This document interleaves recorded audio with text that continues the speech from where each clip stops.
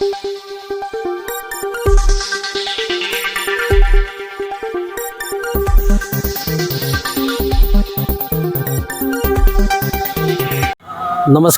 Asian news चॅनलमध्ये आपले स्वागत आहे।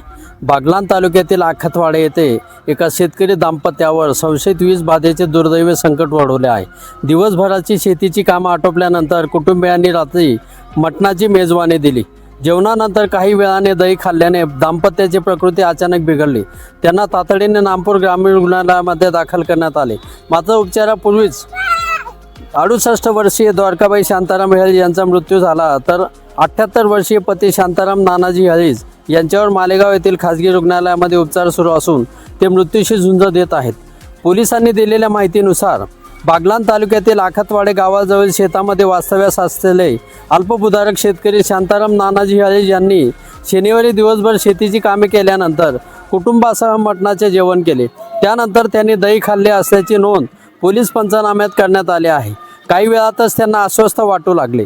आई-वडिलांची प्रकृती बिघडल्याचे लक्षात येताच मुलगा आधार याने दोघांनाही तातडीने नामपूर येथील ग्रामीण रुग्णालयामध्ये दाखल केले। रुग्णालयामध्ये दाखल केल्यानंतर द्वारकाबाई यांची प्रकृती झपाट्याने खालावली आणि वैद्यकीय अधिकाऱ्यांनी त्यांना मृत घोषित केले। शांताराम हेळीज यांची प्रकृती गंभीर असल्याचे लक्षात येताच त्यांना पुढील उपचारासाठी मालेगाव येथील खाजगी रुग्णालयामध्ये हलवण्यात आले असून त्यांच्यावर अतिदक्षता विभागामध्ये उपचार सुरू आहेत। द्वारकाबाई हेळीज यांचे शवविच्छेदन नामपूर ग्रामीण रुग्णालयात करण्यात आले। त्यानंतर दुपारी 2च्या सुमारास आखतवाडे येथे अत्यंत शोकाकुल वातावरणामध्ये त्यांच्यावर अंत्यसंस्कार करण्यात आले।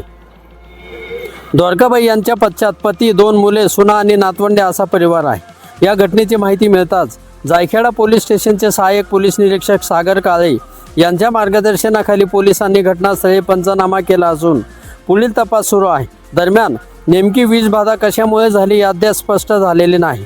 यासाठी आवश्यक असलेले नमुने पुणे येथील प्रयोगशाळेमध्ये तपासणीसाठी पाठवण्यात आले असून अहवाल प्राप्त झाल्यानंतरच मृत्यूचे नेमके कारण स्पष्ट होणार असल्याची माहिती वैद्यकीय अधिकाऱ्यांनी दिली।